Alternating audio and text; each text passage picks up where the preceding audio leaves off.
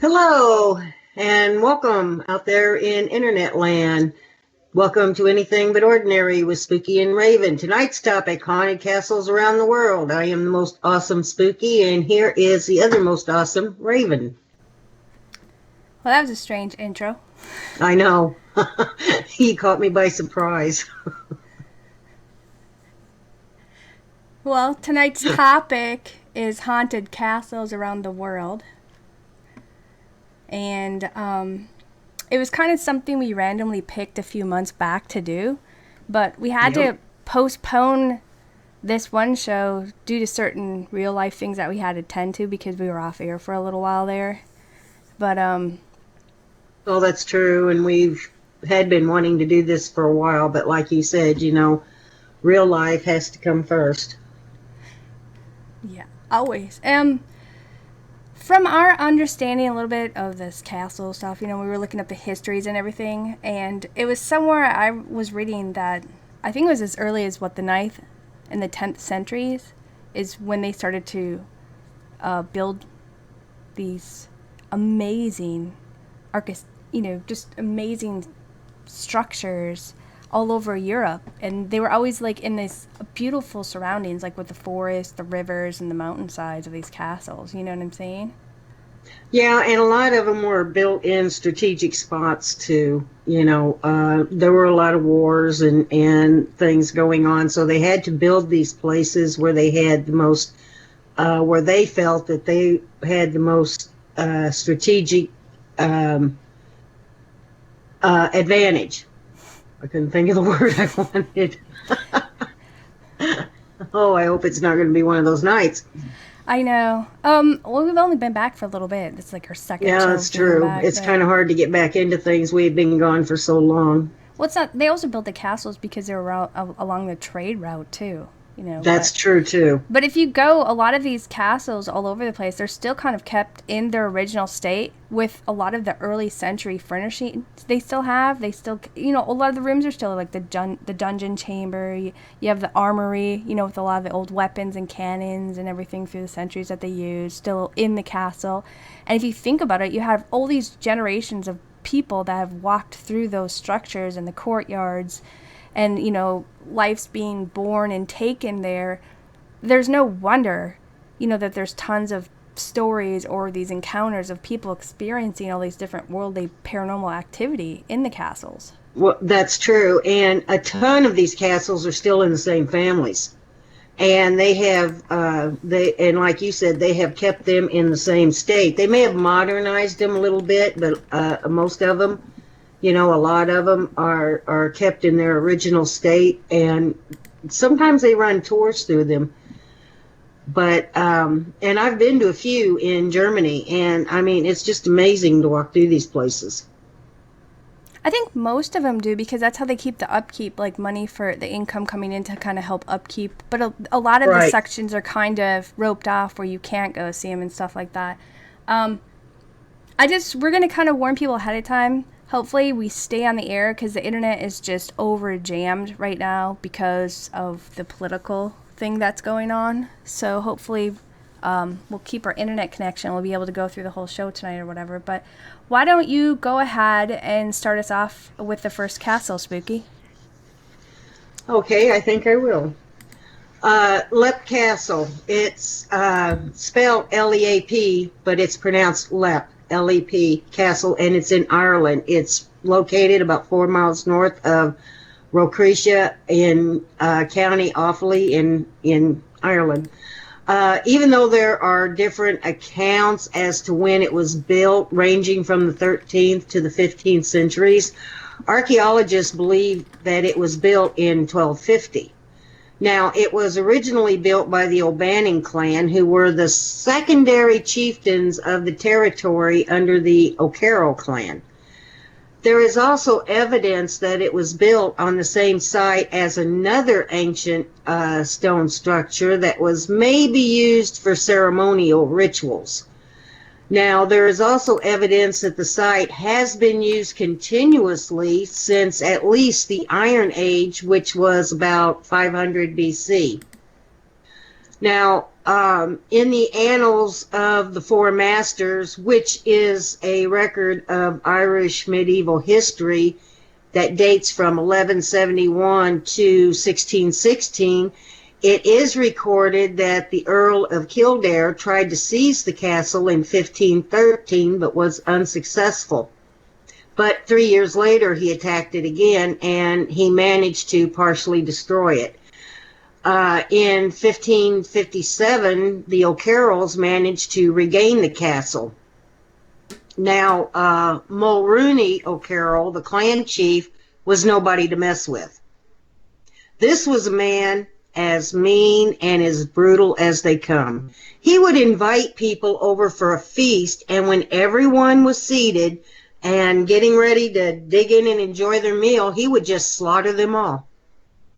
One of the more infamous murders perpetrated by O'Carroll involved about 40 members of this northern clan called the McMahons, and he had hired. They had been hired by O'Carroll to train in new methods of warfare. Well, in celebration of a victory over this rival clan, the McMahon men attended a feast at the castle.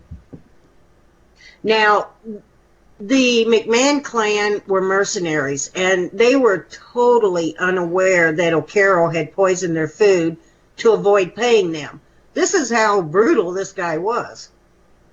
And the ghosts of the McMahon clan are said to haunt Leap Castle to this day.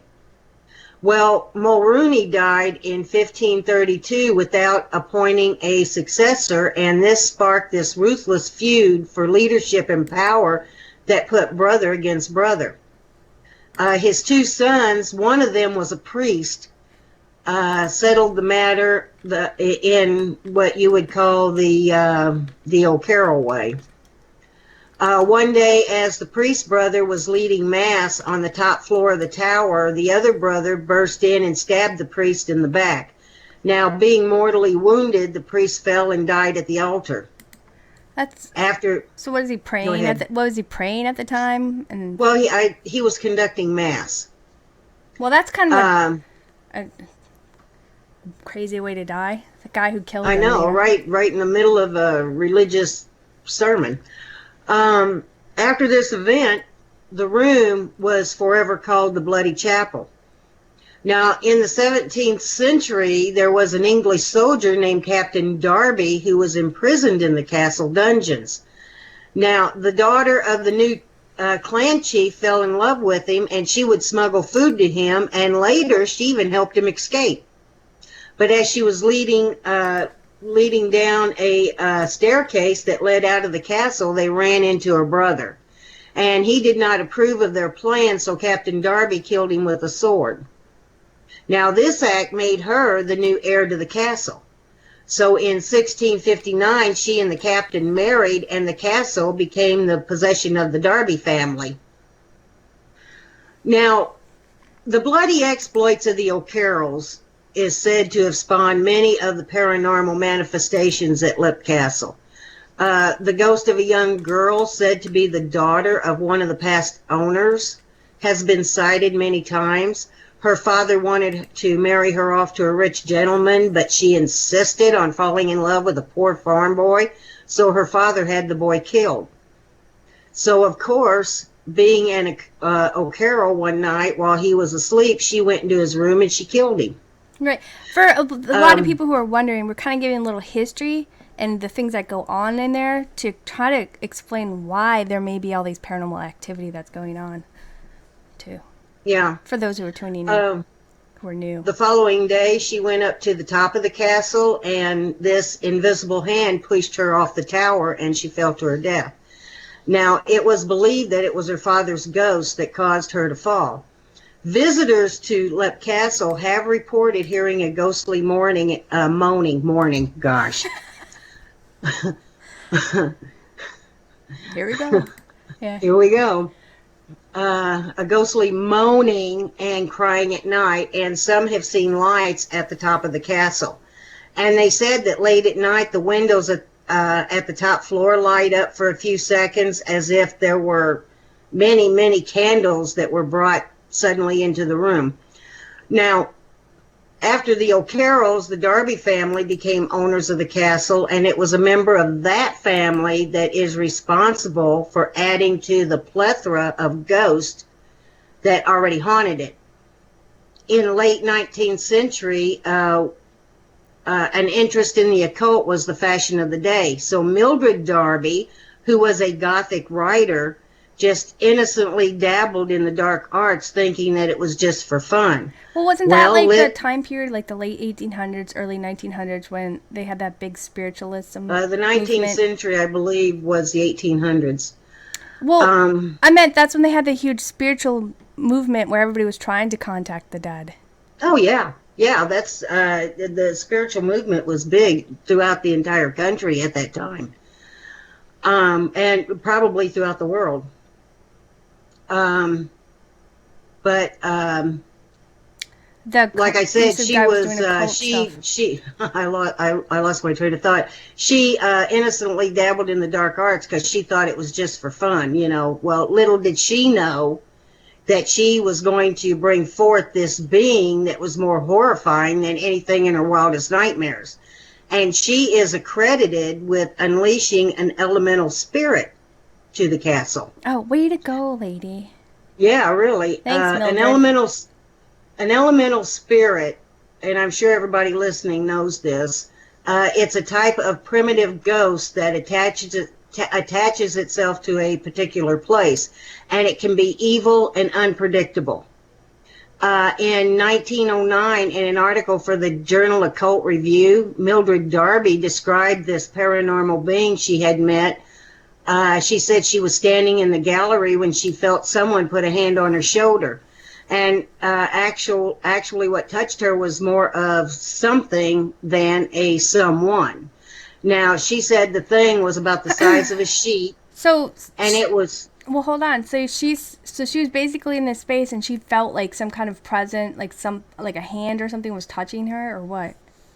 Right. She said that she had felt something put a hand on her shoulder, and at first she said it was someone, and then she said it was more like a something, that it really didn't feel like it was a person. Like a hand. Like a real hand, but something touched her. Mm-hmm.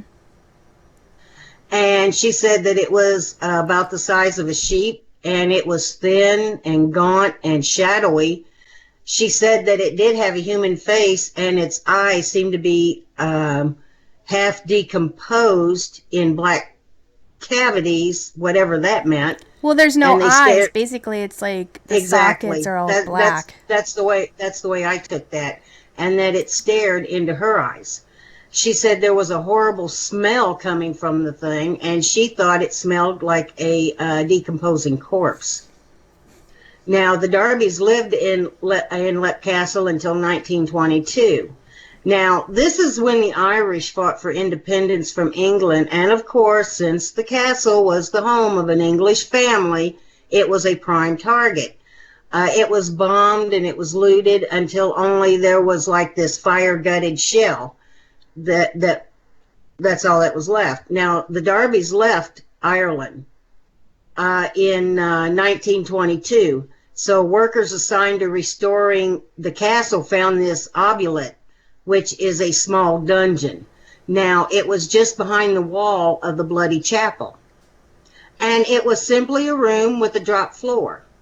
And people who were sent into this room fell 8 feet through the floor at the bottom where there were these spikes, and they would become impaled on these spikes.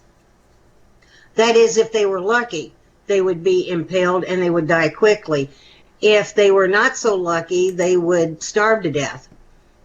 And this little yeah, but wait a minute, not everybody who's been impaled on stuff, depending on how you fall, they could have been hanging there for a while too and suffering. Right, that's what I said. You know, if they were lucky that when they became impaled, they would die quickly. If they were not so lucky, they would, be impaled on these spikes and just starve to death and have this agonizing death. See, but something like that, if that did occur, that could create a lot of energy, thus creating paranormal activity. Exactly. Especially since the obulette was full of human skeletal remains. and it took 3 cartloads to remove them all. That's how many people had been killed, through this trap door and sent to their deaths. It's also said that the sounds of moaning, of crying, and cries for help can be heard in this area. Now, in the 1970s, an Australian bought Lepp Castle and invited a white witch from Mexico to drive the spirits out. So she spent many hours with the spirits in the Bloody Chapel. And when she came out, she announced that the spirits would not cause any further trouble, but they did refuse to leave the castle. So in the 1990s, the castle was bought by its current owner, which is a well-known musician, and his wife, Sean and Ann Ryan. Personally, I never really heard of it. So what they do, just kind of like go around doing like saging, or did they really talk I don't know what she did. she did? I have no idea what she did. She was supposed to drive out the spirits, but when she entered the Bloody Chapel, they said she was in there for hours and hours. And apparently she was in there talking to the spirits. Maybe she was playing poker with them or something. Who knows? Who knows what she was doing? But she did say that the spirits did refuse to leave the castle, but they would not cause any further trouble. So I'm guessing she may have reasoned with them. I don't know. Yeah. Like I said, in the 1990s, the castle was bought by the current owners, a musician and his wife, Sean and Ann Ryan. Now, in May of 2002, they found the ghost of an old man sitting in a chair by a downstairs fireplace. So they saw an apparition just chilling out as though there was a fire still going in the fireplace, hanging out in the chair, then, is what you're saying. Right. They just walked into this room. There's this old man sitting in a chair. But they said that they were not the least bit surprised because there were so many ghosts around the place that they said one more wouldn't make any difference. But they just wished that they said they just wished the apparition a good day and went about their daily routine. What would you do, though? I mean, you're randomly walking through and then you see an apparition. What are you going to do, You kind of get startled. Well, what can you do? Get out of my chair. You're in my favorite chair. You just basically... missed it with your cat bottle. Yeah. No, ghosty, that's my chair. But, what were they going to do? I mean, the place is so full of spirits that, it's like they said, one more wasn't going to make any difference. But, if it's sitting there harmlessly, just sitting there by the fireplace. Well, I think if you have that much activity. If you're willing to live with them. Yeah, a lot of people are not willing to live with spirits. Apparently, these two are. But if you have that much activity, I think you would almost become accustomed to it, where it's just natural for you after a while. Well, that's true. After a while, you do become accustomed to it. It's still a little startling when it happens, but you just, after a while, you just become so used to it and so complacent about it that it doesn't even seem to bother you anymore. Yeah, because you expect it, you hear something, and the ghosties are acting up again. That's basically the way it goes. Let's see. Like I said, they just wished him this apparition a good day, and they went about their daily routine. Right. And in 1991, they held the christening of their daughter in the Bloody Chapel, and they said that there was absolutely no incidents during this event. And so they think that maybe, the spirits were pleased to hear music and laughter in the chapel again, after hundreds and hundreds of years. And maybe they think it is possible that the spirits have learned to live alongside of the living, which that does happen. Like I said before, you get so used to it, and if you're willing to live with them, some people, even though the spirits are benign or harmless or, whatever, they just don't like the idea of living with them. But there's no lodging offered at the castle, but visitors can spend their nights at the nearby hotels, and they can explore the castle during the day.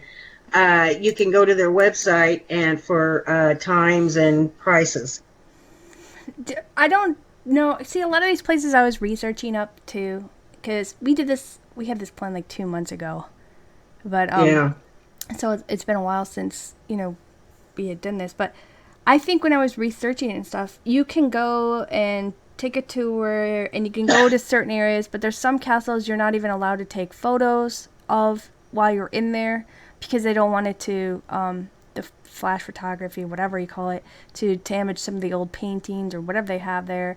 And I don't even know if they actually allow you guys to do, like, because some people are like, oh, I'd really love to do, like, take my paranormal group or go there and do some paranormal investigation and stuff. And I really don't think they allow that ever in most of all these castles that I was researching and looking up on, I don't think, now some of them do run ghost tours, but I don't think that they, Allow people to come in and... the ones that I researched, I don't think that they allow paranormal investigations in there, but they do run ghost tours. Just about all of them will run a ghost tour.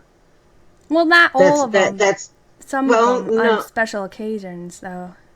Well, yeah, on special occasions, at one time or another, they'll run ghost tours. But I think personally, my personal opinion is, I think that the ghosts are what attracts the visitors.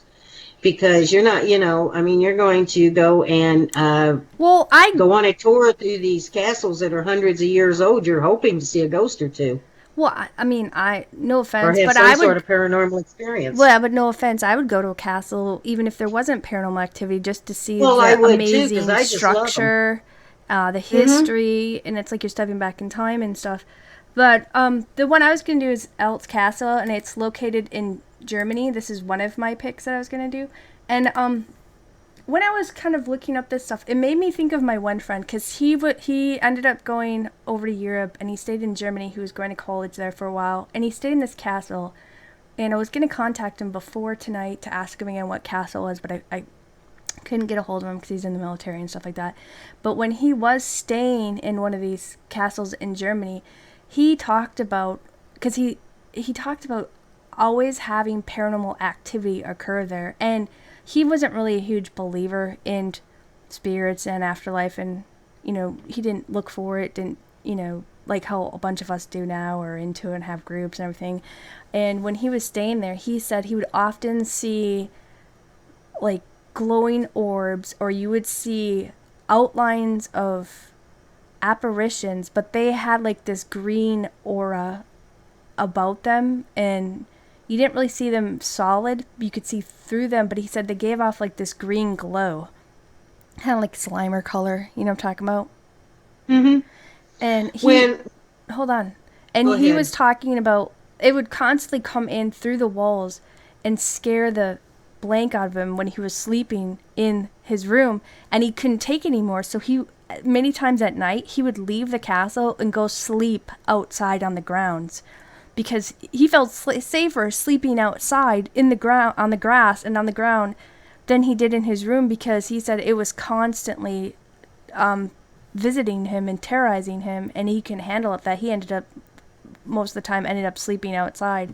And he would see even them come through the outside of the castle walls roaming about anyway, but he just felt safer sleeping outside. But you don't know what could get you outside, from animals to everything else. But he was so paranoid or terrified of the spirits that were harassing him in this castle, and I remember him telling us that was one of the reasons why we thought about doing this. But with the Elza Castle, they constructed this one, I think it was during the 9th century all the way through the 13th century. And what they did is they ended up finding, like, this location, which was along, their trading route near the Moselle River and stuff. But it's kind of like on this oval type of shaped rock. And it's in this middle of this, like, amazing valley. And it's surrounded by a bunch of forest. And I think over the years, I think they said, like, 740 acres of the Elza Forest is now a nature reserve, and nobody can do anything to it, to help protect it and stuff. Now, this castle, from what I was reading, it's been in the same family for over, I think, 850 years, and they said something like over 33 generations have maintained and lived and owned this castle. And that's unlike a lot of the other castles, because most of the castles are constantly switching families, where this one stayed in the same family this whole entire time. And I thought that was extremely interesting. You know That's what I mean? quite a feat in itself. It is. I mean, 850 years of one family owning Right. and still maintaining this. Now, it has several, I think like 8 towers that are over 100 feet high. And they say parts of the castle, when you're still roaming about it, you can still see a lot of the old, like, Celtic and Roman fortifications when they were first starting to do it. And it's still there, and they never really changed that. And I think when they were, you can go and tour this and stuff, but a lot of the castle, it still contains a lot of the 14th through the 17th century items that the family had owned, and they just kept it there. They never just, you know, chucked it or anything. They just left the rooms exactly how they were since I don't know, since ever, you know what I mean? And you can find a lot of the old paintings, what do you call that? Tapestries? Tapestries. Yeah, and yeah, they still have like the old armory and all the weapons, like really old weapons, like the original, like from spears to when they were first playing with cannons and building guns and everything, just all the way up. And it's kind of amazing. And they actually use these items. It's items that had been used for protection and everything else too. So that even these items I believe, hold their own energy too, just because of the things that they were using them for. But they also have a lot of the old furnishings and paintings and all that stuff. But I'm also going to post a link to this website for this one castle in our YouTube description under our references, so you guys can kind of do like a virtual tour of this place, because we can't show all the photos of like we found on the internet because of copyright issues. We can only show these ones, but we're going to post a lot of the links so you guys can kind of go and check the inside of the castles out and go to different parts. But like I said, this castle is open for tours, but there are stories when I was kind of reading up about this that there's like tons of paranormal activity that's occurred for years at this castle, and it ranges from disembodied voices and footsteps, and they hear them throughout the whole castle. I mean, they also hear like children laughing and giggling in the hallways. It sounds like they're just running and playing about, getting into mischief, and when you step out to look, you don't see anything, but you hear it, you know. They Right. also talk about tons of objects being manipulated with or moved about or being knocked over or whatever. But the staff who work at the castle, they talk about finding, you know, they have like those huge, large wooden doors, and they got those big locking mechanisms, you know what I'm talking about? From back in the 14 to 13 centuries when they made those really thick, huge doors for protection on castles. Right. Anyway, well, the staff, they go around every evening, turn out the lights, candles, whatever they have, and they lock up all the doors, shut them up to each room and everything. And they claim that every time they come back in the morning or whatever to set up before the tours and stuff, they find all the doors open, everything's unlocked, and it's as though like spirits are just roaming every inch of the castle at night when no one's there. And they claim that they've even seen apparitions of this knight outside of the castle riding his steed, you know, like his horse, in his full armor and stuff. And it's always going back and forth near the gates of the castle. Now, they think that this apparition has to do with something that occurred between, her name was Maid, and that's my turn to mess up, Agnes Elza. Now, she was one of the early family members that lived in this castle. And this guy's name was Knight Bronsberg, I believe his last name was. Well, Agnes, she was the daughter of Count Elza, and she grew up with tons of brothers, and I think she was like the only girl at the time. And she wasn't really like girly. She was more of like a tomboy. So she wanted to dress up in the armor. She wanted to goof off with all the brothers and wanted to go horseback riding, wanted to do everything they were doing, you know, because she didn't have sisters. She just grew up around all boys, you know. So she was at one point, I think when she was like 15 or 16, she was promised to marriage. She had to get married to this guy because that's what they did back then, you know. To Bronsberg? Yeah, but, you know, back then they had arranged marriages, you know, beforehand.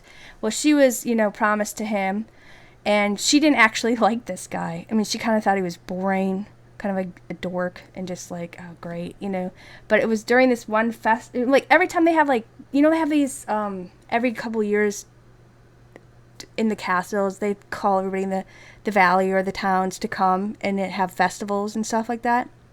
Well, Yes. many times she would just ignore him during those times, and he would get like super angry. And one time during one of these festivals, he was just so angry. He went up to her, he grabbed her, and he pushed her out on this dance floor, and he like forced himself on her and started kissing her. Well, of course she didn't like him, so she smacked him, and of course that embarrassed him in front of everybody. So he took off his gloves and he tossed them down at her feet and he left. Well, how embarrassing did he think he was to her?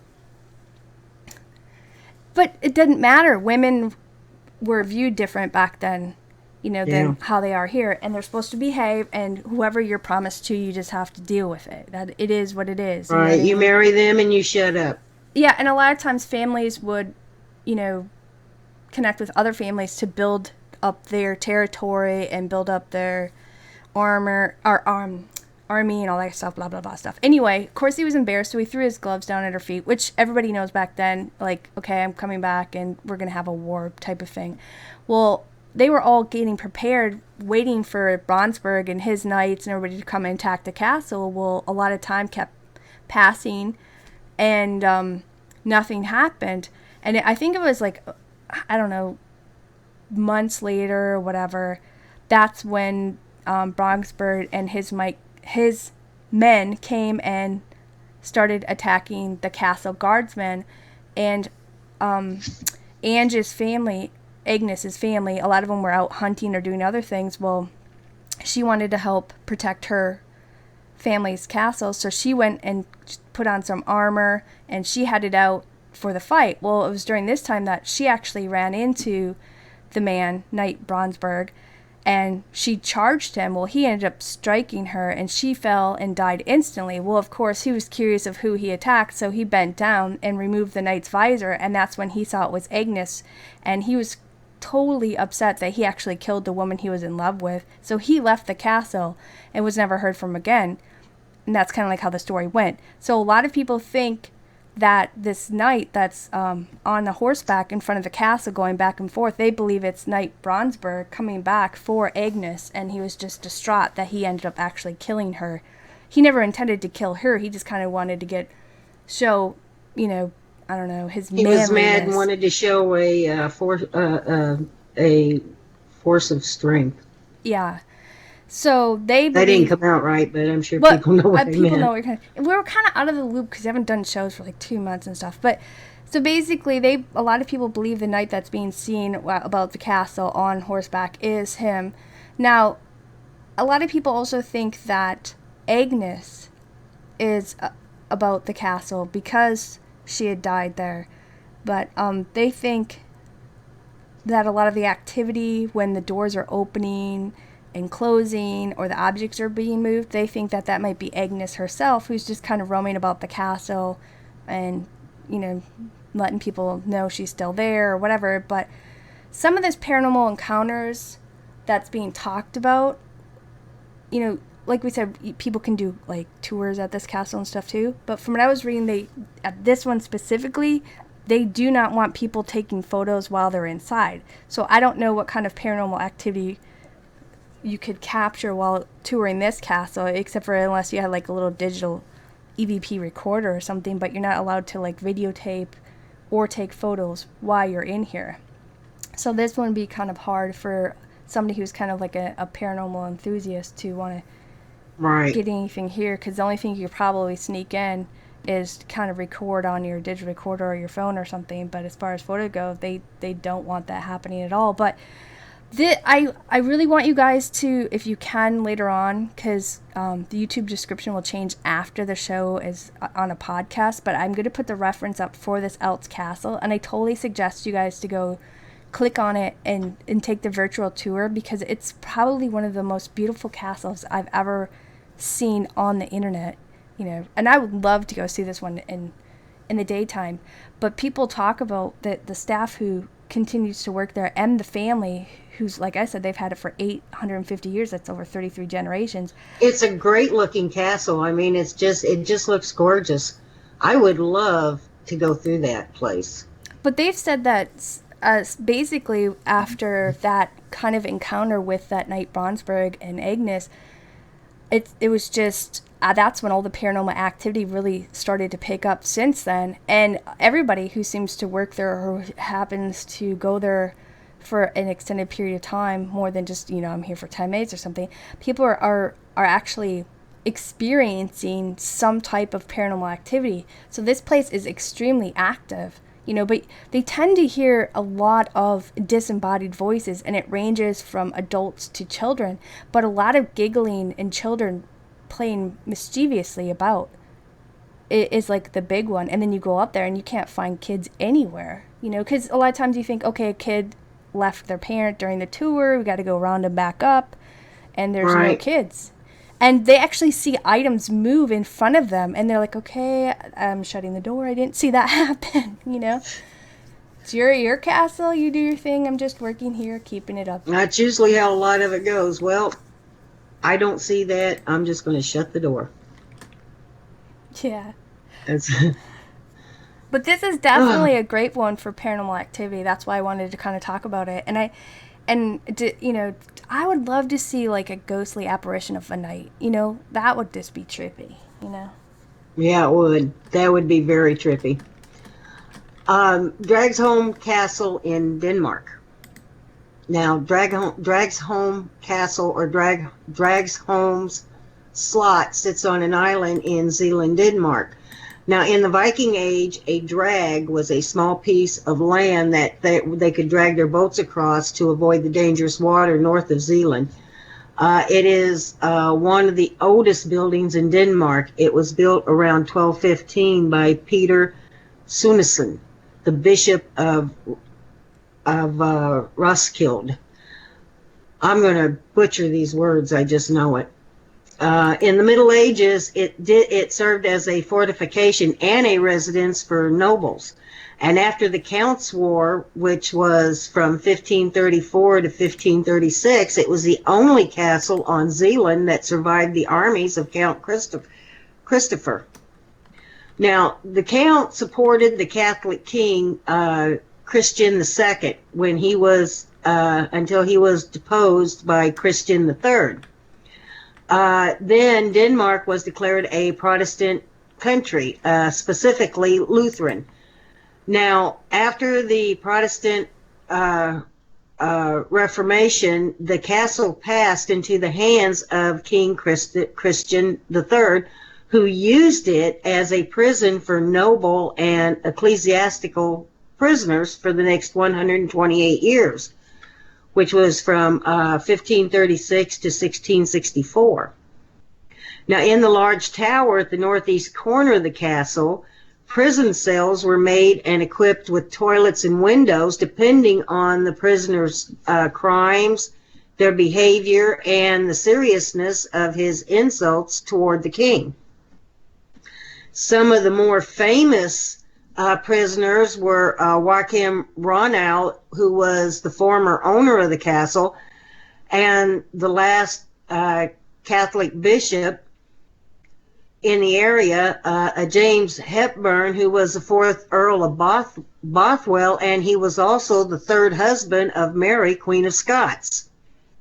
Now, when the armies of Charles Gustaf of Sweden invaded Zealand, Dragsholm's defenders attempted to blow it up, and the castle did lay in ruins until King Christian V gave it to a grocer named Heinrich Müller as payment for his outstanding debts. What are they going to blow it up with? I don't know. I'm sure they had gunpowder back then, or what was those something. things? The catapults, maybe they put like a bunch of like flaming stuff on some catapults. They're like, let's roll. I know, but you know what? That's a good question, because I don't know what year gunpowder came about. I know, Chinese had gunpowder for centuries. Well, yeah, they were. We should do shows about some of the earliest things with Chinese, because they had like massive naval ships and everything. It was amazing. But I know. Maybe you're talking about they're going to blow up the castle. I'm like, what are they blowing it up with? But Yeah, really, that's a very good question. Now, Mueller did begin to restore the castle, and in 1694, a nobleman by the name of Frederick Christian Adler bought the castle because Mueller ran into financial difficulties, and he rebuilt it in the style that it is today. Now, there were several owners from the Adler family that made radical changes to the castle and its grounds. But in 1932, the Adler family completely died out, and Denmark's Central Land Board became the owner of the castle. Now, in 1939, they sold it to a J.F.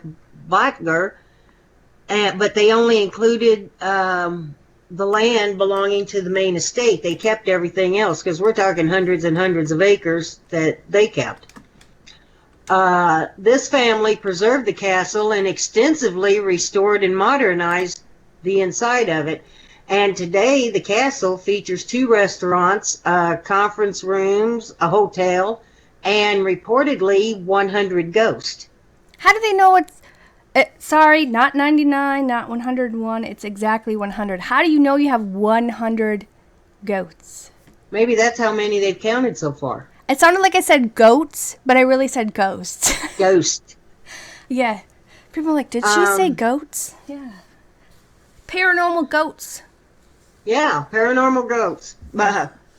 Anyway, this James Hepburn, who, like I said, the 4th Earl of Bothwell and also the 3rd husband of Mary Queen of Scots, died at Dragsholm. He was captured in Norway in 1573, and King Frederick II of Denmark imprisoned him at Dragsholm. Now, it's said that he was given just enough food and water to keep him alive, and his captors had tied him to a pillar and then left him to die. Now, legend says that he went mad and he died either in 1576 or 1578, somewhere in that 2-year span. And visitors to the castle claim to have seen the Earl riding into the courtyard of the castle in his horse and carriage. And many visitors reportedly claim that they, have heard the hoofs of horses beating on this cobbled yard. One of the more popular and the most seen at this castle is called the White Lady, which every haunted place has a White Lady. Yeah, or they or it's a kid. I mean, yeah, it's or just, a kid. If you don't have one, then your place ain't really haunted. That's right. According to many accounts, though, her name was Selena Bowles, and she was a daughter of this family of nobles, the Bowles family. Anyway, the story is she fell in love with a commoner who worked at the castle. They had an affair, and she became pregnant by him. Now, when her father discovered this, he imprisoned her in one of the castle's dungeons. Now, there is corroboration. I can't even pronounce the word. Collaboration? No, has a different meaning completely. Oh. Well, I was trying to understand what you were saying. Sorry. Yeah, of this story. And because... collaboration. Whatever. I see what you're saying. Yeah.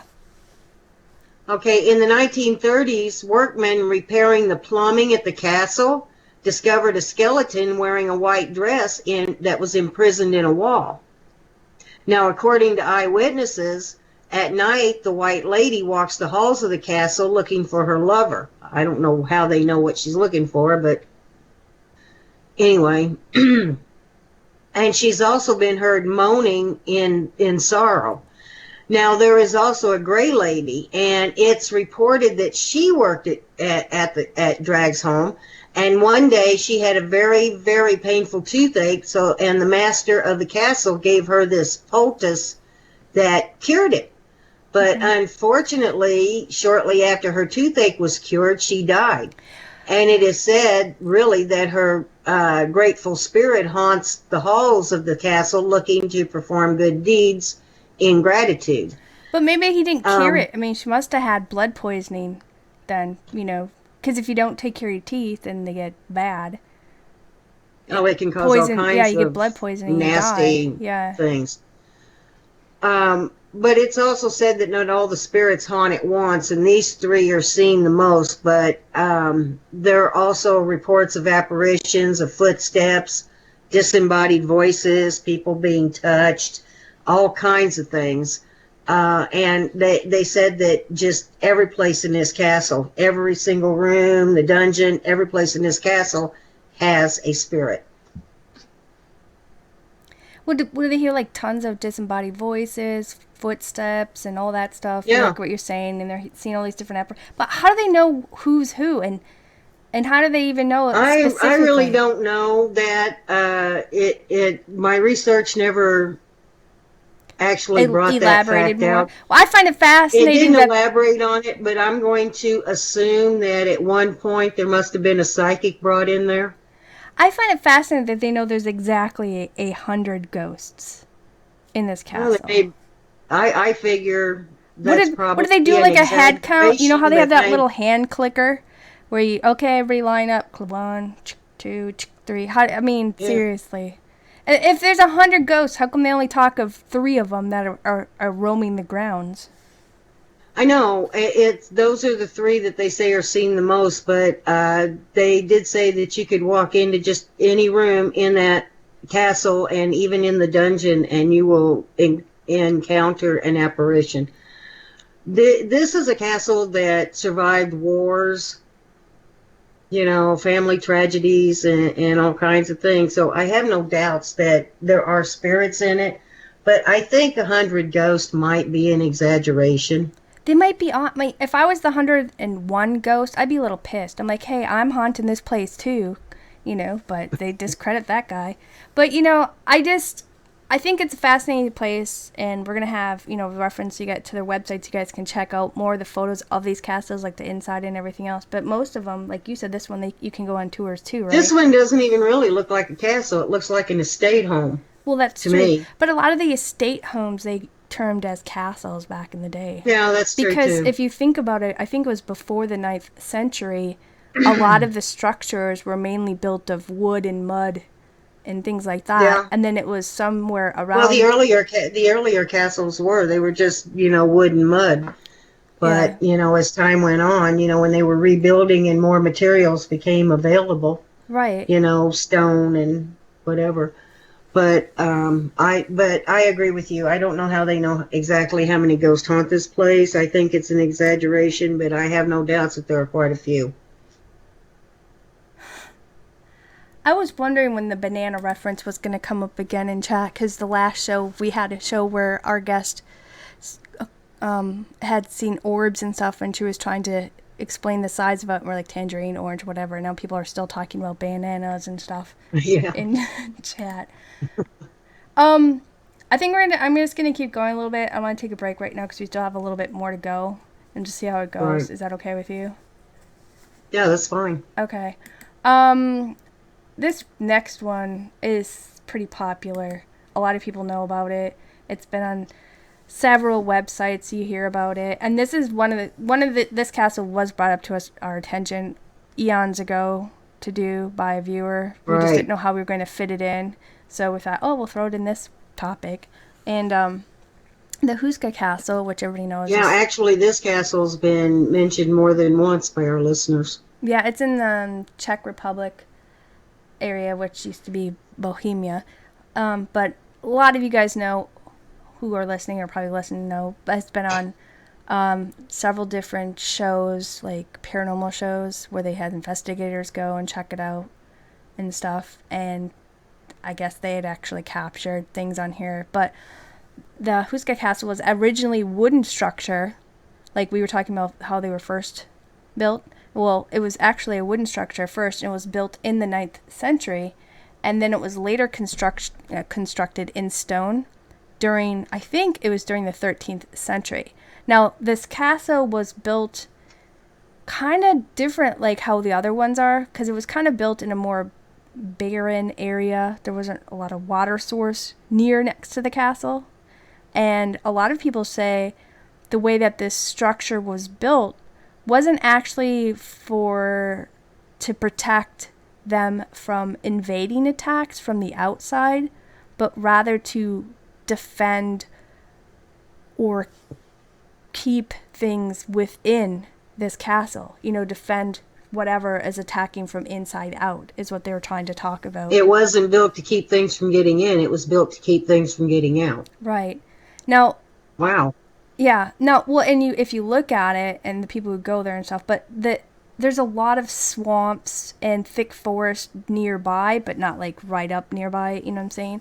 Now, the Houska, it was built over this, they say, this large pit, and many claim that it's bottomless, but really, I mean, I don't know how you know it's bottomless. They just don't know really how deep it goes, but there's stories of these wing cryptid humanoids that have been seen coming from this area and this large hole, and that's why many think that this castle or this structure was built directly over that pit was to keep these humanoid cryptids from coming out and attacking the villages nearby and stuff. Well, the villagers, they believe this pit was the gate to hell, and a lot of people still do to this day, but at one point, because they were curious to see how far this pit goes or what's really in it.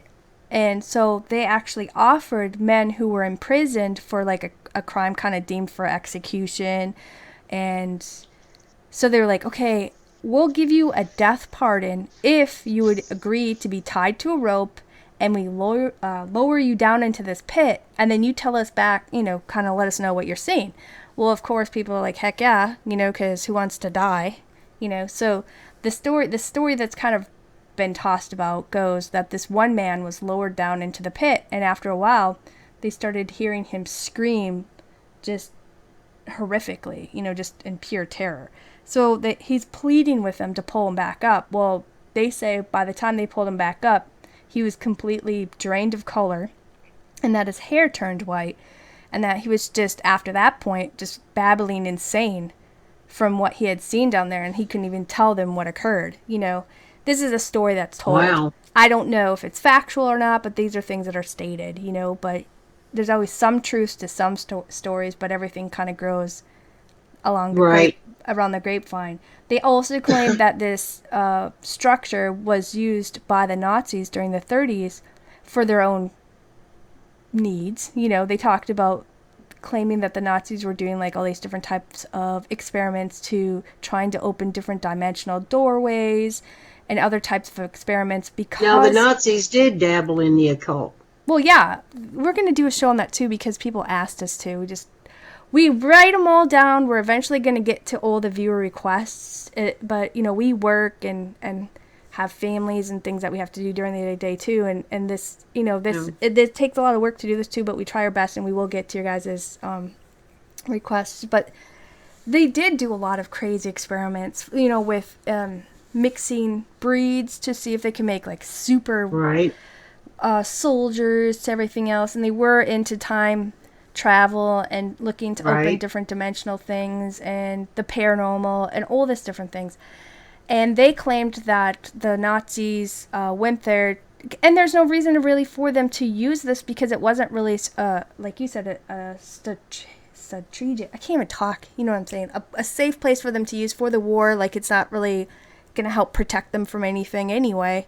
But I believe they said that... But the 30s was before the war, though. Well, yeah, but I meant at the time when they were staying there, there's no point for them to really use all of this for anything, But they think that the reason why they went there was because of this pit and because of the stories of these winged cryptids and paranormals and ghostly things and stuff, because they believed in the hollow earth thing and... Yes, they did. And the energies of using the earth and all this different stuff. But a lot of people talk about this area having like tons of paranormal activity. And it kind of ranges from many things because people, again, you're always going to hear those disembodied voices and you hear footsteps. You're seeing full body apparitions here, actually. There's people talking about seeing like these dark, shadowy figures roaming about. There's even this one who's like this, they claim it's like a hooded monk who's often seen on the top level. They see a female apparition in white, again, which you always see everywhere. I think she just travels castles. She probably gets paid to be seen. she's often on the third floor, and people constantly see her looking out the window. And when there's supposed to be nobody in there, so they go up there and then they can't find her, but they always notice her from outside. Or there's some people who've seen, this one's kind of weird. They talk about on the way to the castle, they see a bunch of people, apparitions chained together, and they're kind of walking towards the castle, and they all kind of look jacked up, like zombie-ish. Some of them are headless, or they're missing body parts, but the parts that are missing on them, they're carrying them within their arms. And then there's like these large black dogs, apparition dogs, attacking these chained apparitions that are being guided to the castle. Now, I don't know what I'd do if I saw that. That'd be weird. Just seeing like several people that is weird, chained up, looking like zombies, and dogs tearing at them and ripping their limbs off and everything else. But they say they see them appear, they head that way, and then they disappear. They talk about seeing headless horse apparitions in front of the castle, to winged humanoids in the courtyard.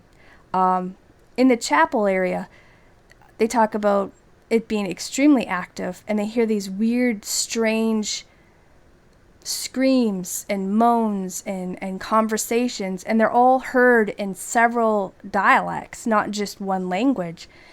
And some say they've even seen this cryptid creature that's kind of like part frog / bulldog, which to me sounds kind of like a strange mix. I mean, the best that, I don't know, maybe that's the best how they could describe this thing, is like it's half frog, half dog. But I mean, I don't even know what that could that have been part of the Nazis experimenting with different species, which that would be a weird thing for them to mix, a frog and a bulldog. I don't know. I know that they did genetic experiments, but maybe that's just the best that this person could describe it. Or people, because it's more than one person. Yeah. They talk about objects being moved. Okay, there's people who go there and they do their paranormal investigations. There's people who've gone there and had drinks there and stuff, and their glasses removed or anything else. They're during the renovations. They had renovations there at one point. They said that they actually found several Nazi officer skeletons, and it appeared like they were actually killed execution style. So, maybe some of these headless apparitions, or some of these apparitions that they're seeing, could possibly be because of some of the officers who were killed while they were working there. But do you recall that one show we did on Flatwood Monsters and the Flying Humanoids a while back? Yes, I did. Well, when they were talking about these black winged humanoids being seen coming out of this hole here and seen in the courtyard area, it made me think of the reports we mentioned during that show, because we actually discovered a lot of people who were throughout the years in different areas through the world who were seeing these black winged humanoids. And I'm going to actually put a link to that show too in our references, so you guys can go and check it out, because the way that they were describing the cryptid creature that's always haunting this castle is a lot of the ones that we talked about that people were seeing of this. It'd be a female or to a male, and it looks like a human, but it's not a human because it's got large wings, and it was like a black skin and just glowing eyes. It was creepy, some of the things we were talking about. 'Cause some of them were in Vietnam and everything else. Remember that? Right. Yes, I do. A lot of the villagers back in that day, they believed that these things that people were seeing then, and some claim they still see it now there, that they actually live underground. And that has to do with like the whole hollow earth theory that a lot of people talk about. And they claim that, and a lot of people think that these dogmens, these Bigfoots, these cryptid winged creatures, and God, I can't think of the other thing, but they all think that there's like other, like these things come from somewhere within the earth because it's hollow there, and that's a whole nother show in itself. But a lot of people it is. believe that hole goes so deep that that's where these things crawl out of, and that's why they're having these issues or whatever. But we got to do a show on that too, on the hollow earth too, because people asked for us to do that. But I think it's on our list. It's true. But they think that this hole or these caves or these shafts are also possibly also dimensional openings or tears where they can travel freely throughout different realms or realities too. Because some of these people who talked when we did other shows on cryptids, they talked about seeing those huge flashes of lights and then these strange things showing up too. Right. But we're not saying that's what it is, that's his Bible or fact. We're just sharing information that everybody was talking about when it comes to these places of what they're seeing in the paranormal. We're not saying this that's is true.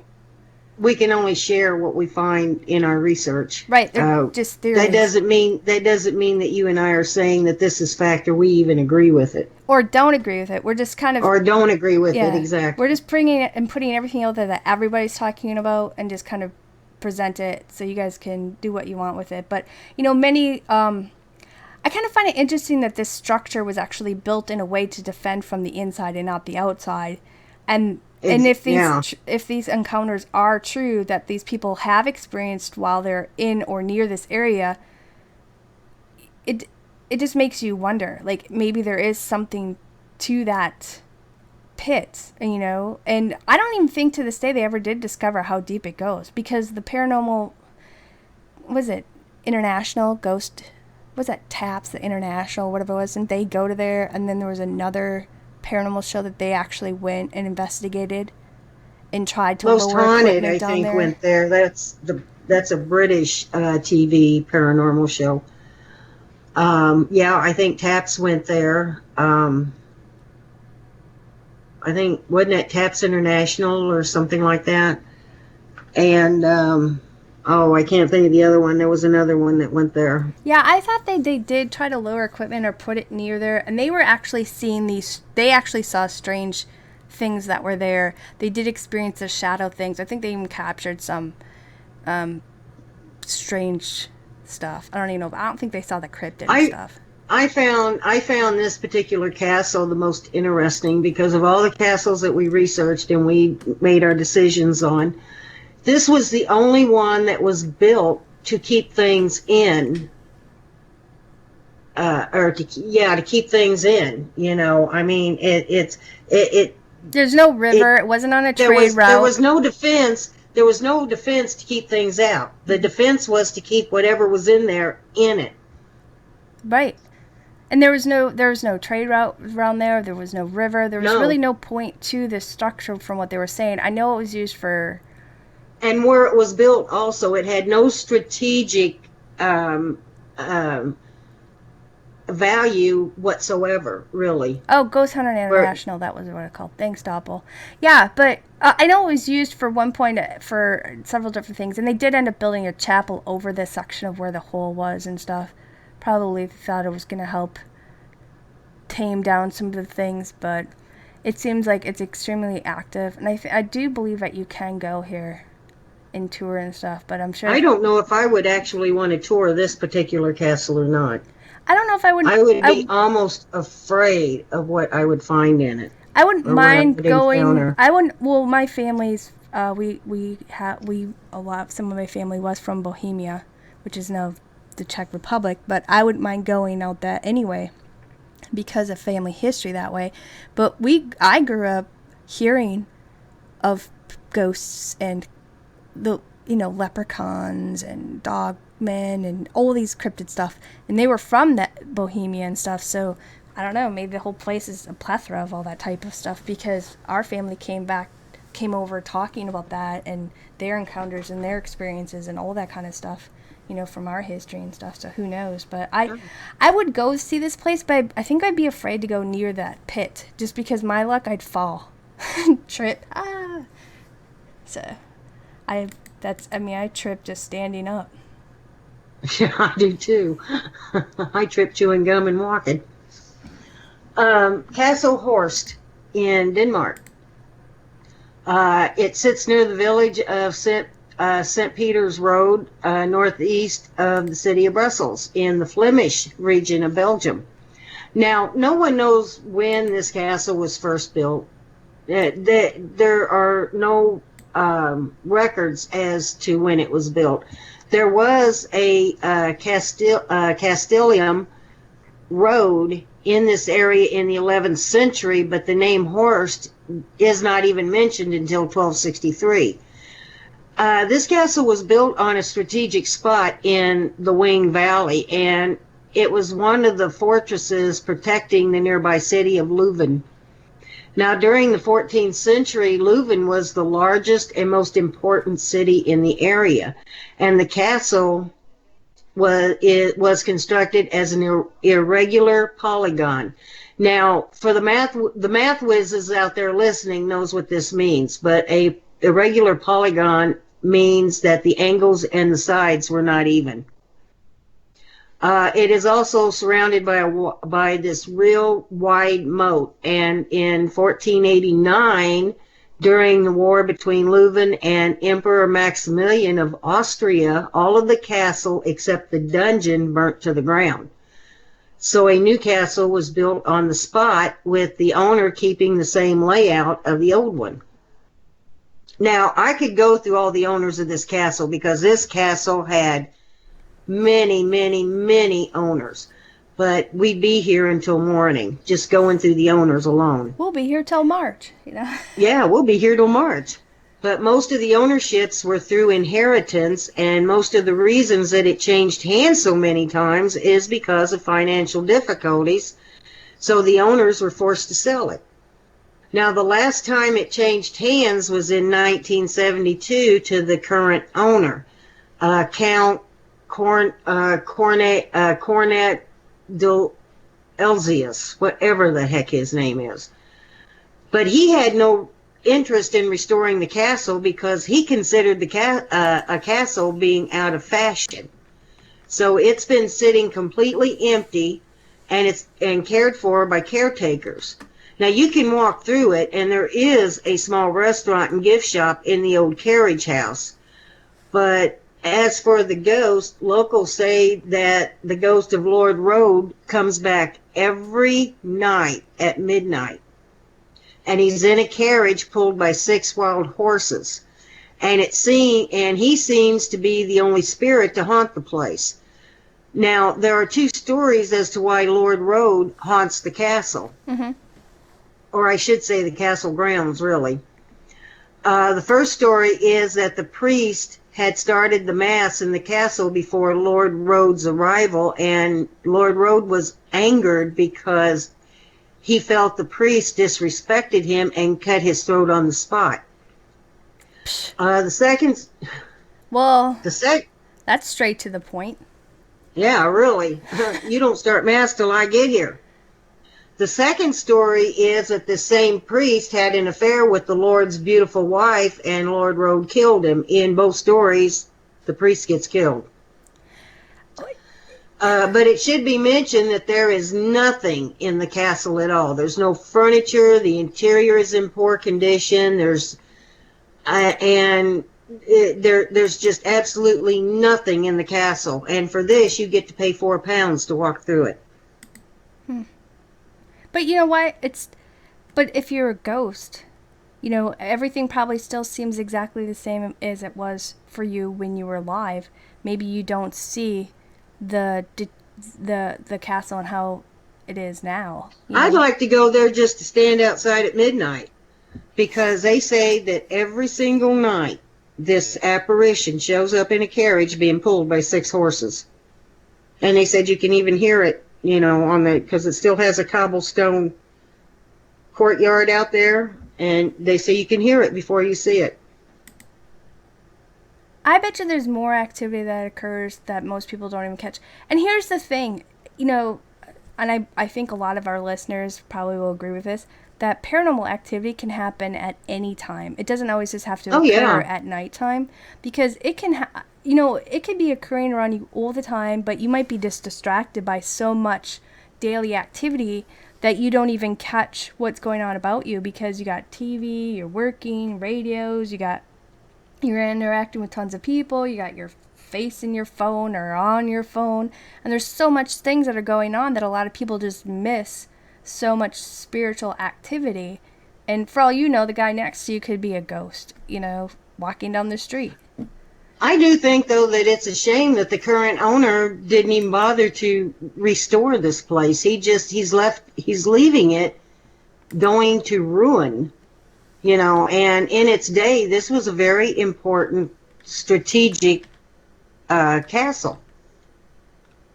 And I think it's a shame. Of course, I don't like it when historic buildings are just left to go, because around here they tear them down. And I think that's just an absolute shame. But the current owner, he owns the castle, but he really has nothing to do with it. Maybe they don't have the funds to keep it up. Well, who knows? But they must have some funds because they're running a small restaurant and a gift shop and a carriage house. Maybe I don't know. I don't know.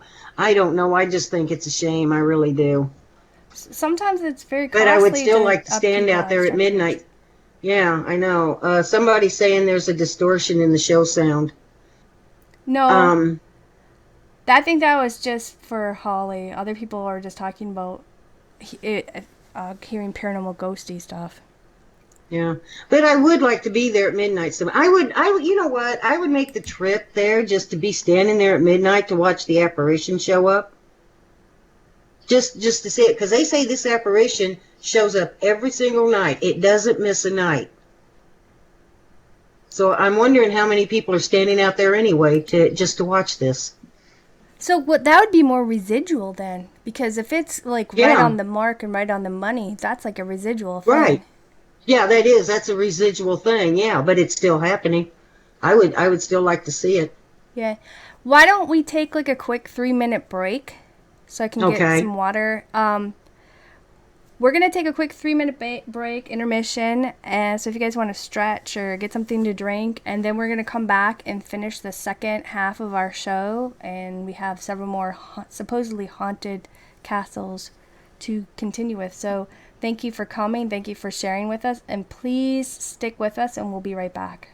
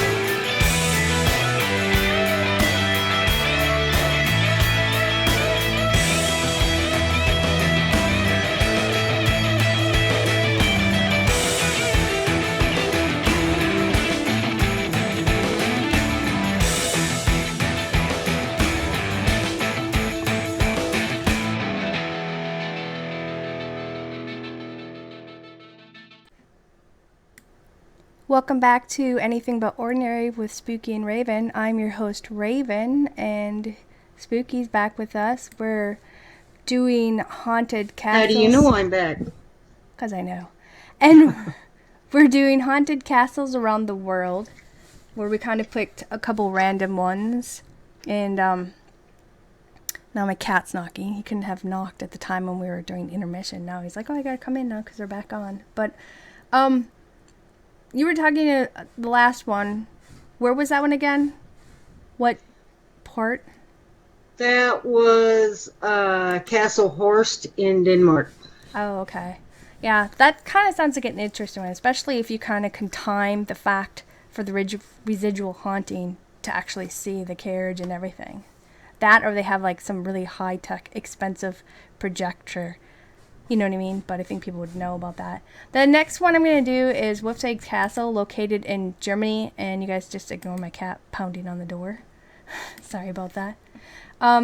This castle was built sometime in the 13th century. And it was originally used for kind of like a way stop for those who were traveling from...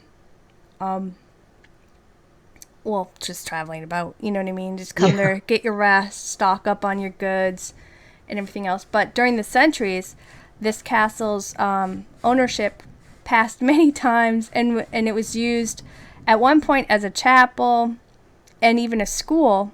And during the late 18th century, it ended up being donated to the town of Wolfsegg, and several poor families of the village ended up residing within the castle during that time. And during the mid-19th century, this guy came and he purchased the castle because it was kind of decaying at that time. And he opened it up to the whole public. And after his death, it was purchased, and eventually it was restored in the late 80s. And it's kind of now a museum. And they have like several acres that can be seen by, or areas, acres. What am I saying? That's okay. Keep going. Nobody noticed. Yeah, it's this election and everything. There's so much going on and just like trying to stay focused. But several areas of this castle can be seen by the visitors. You can go tour it. You got the cellar, which is once used as a stable even at one point, but it's now like the ticket office, and several items that were found during like this the renovation and stuff. They kind of dug up and were, you know, removing bad stone and fixing stuff up. They ended up finding all these different items from, you know, as early as the 13th century, and what they ended up doing is making this one room kind of like a place where you could see all of these different items, and they're displayed in these like glass cabinets. And a lot of like the ground level is kind of open to the public. You got the parlor, you got the kitchen, you got the second level chambers. You have the Knight's Hall, you know, the tower chamber people can go into. And of course you got the courtyard and stuff. And a lot of the lower cells that are housed in the caves that are below this castle can kind of be viewed, but you can't go totally into the large system of the caves, because under this castle is this huge systems of different types of caves, and you can just wander about, and they got water from down there and everything else during the centuries, you know. But a lot of people talk about several of the paranormal encounters coming from within the cave system itself, which that would freak the heck out of me. You know what I mean? No, really. We did a show. It was in Kentucky, wasn't it? We were talking about this one huge cave system, and it's in one of the national state park areas. And oh yeah, a couple murders occurred there. But there's a lot of paranormal activity that occurs there, where people are being pushed or touched or harassed by. Oh, I can't remember spirits. Those caves, but you're right. Was it the Mammoth Cave or something? I think it was. Yeah, that one's super cool. I think you're right. I think it was the Mammoth Caves. Right, and they talk about seeing cryptids coming from that thing too.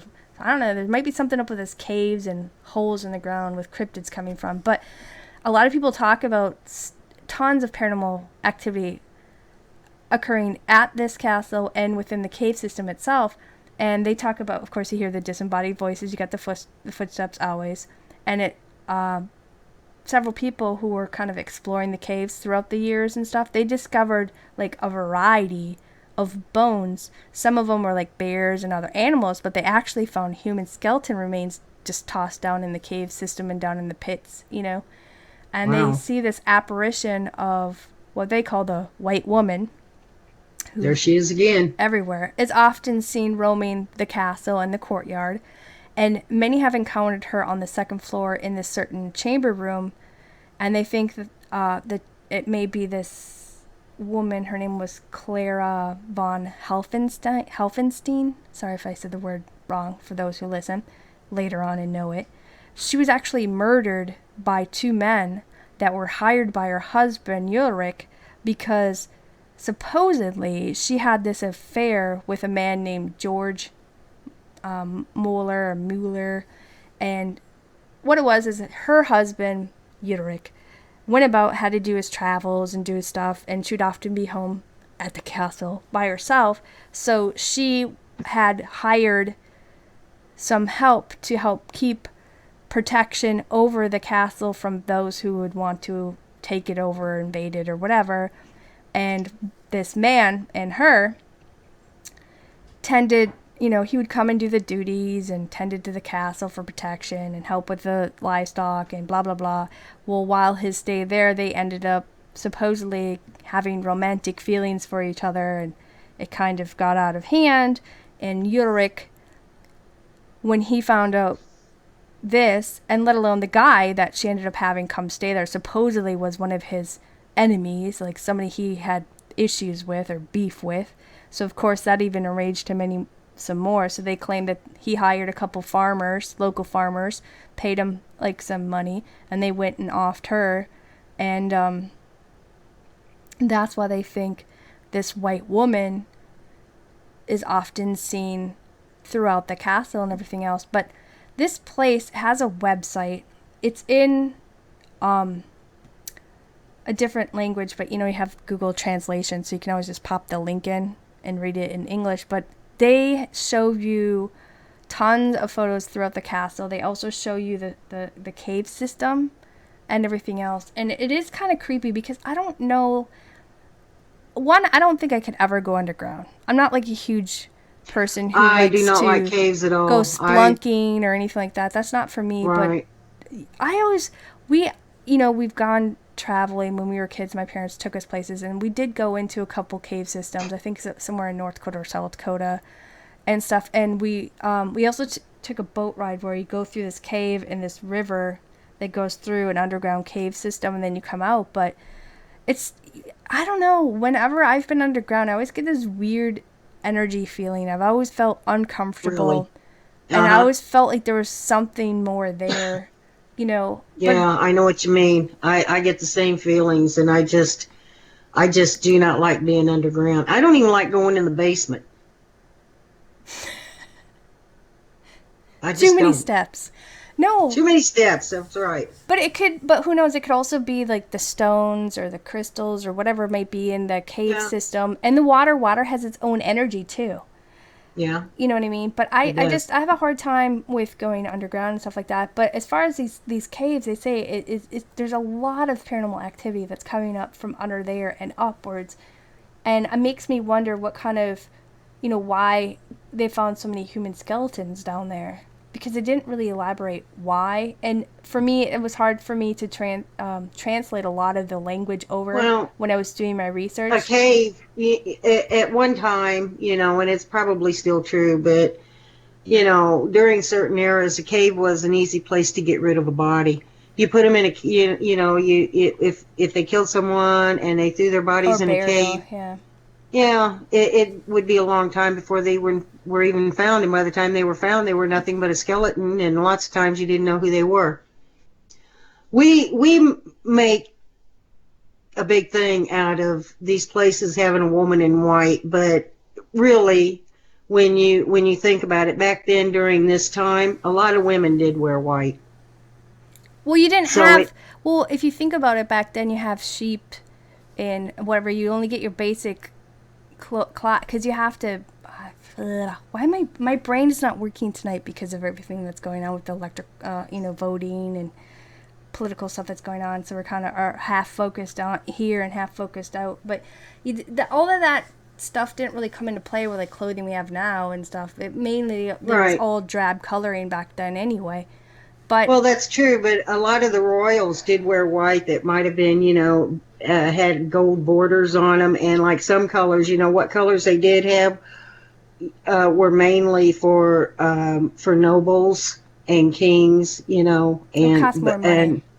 And who had more money because for the day that sort of thing was expensive. Yeah, but they mainly talk about mainly seeing Clara, and I could see why if she ended up being murdered there.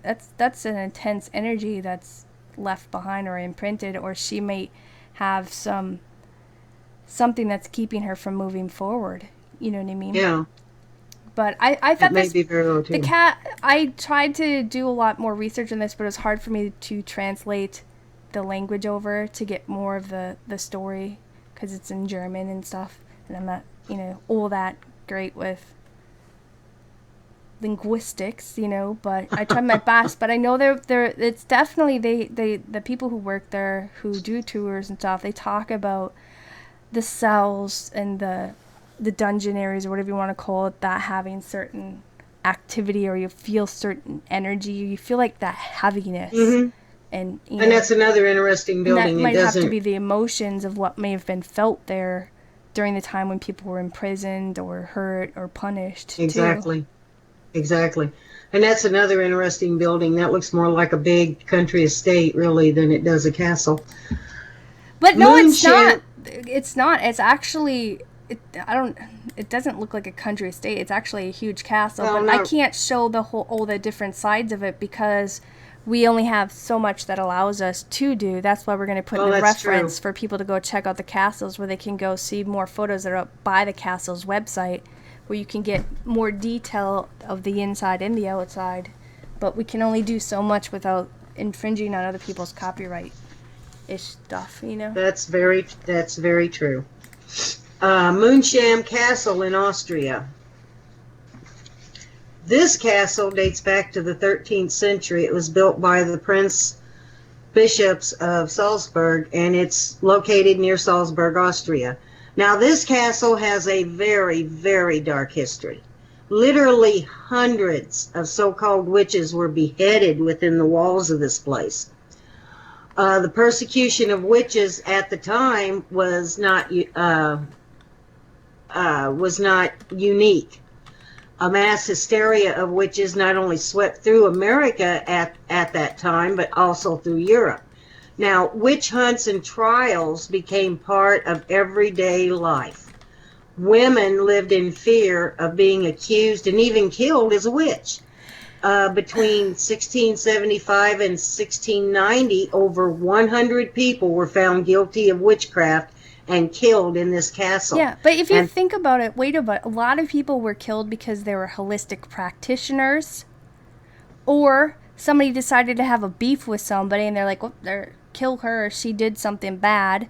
Or if, a husband got tired of his wife, or she didn't put out enough, or somebody didn't like, whatever. But a lot of the people who were accused of witchery were just holistic practitioners, Well, yeah, you could be a healer that, healed with herbs and stuff, and you were accused of being a witch. Mm-hmm.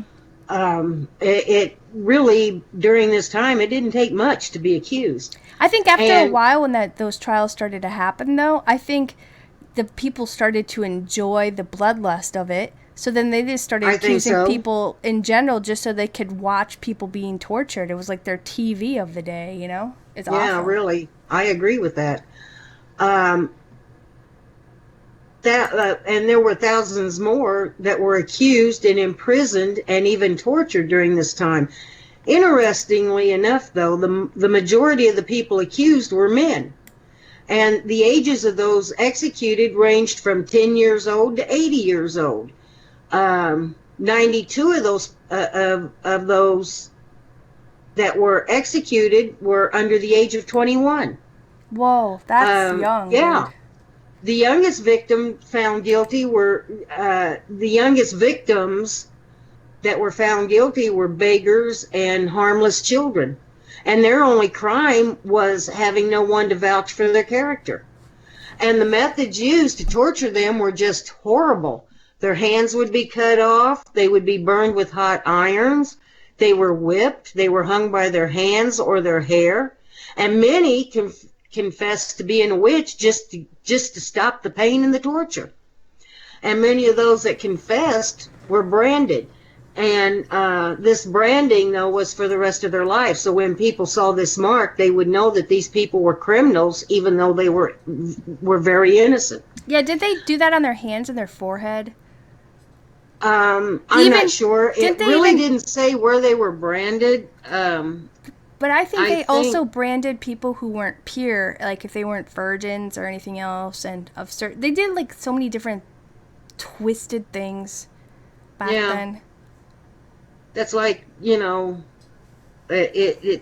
I think they were like, I think in America they were like branded on their hands.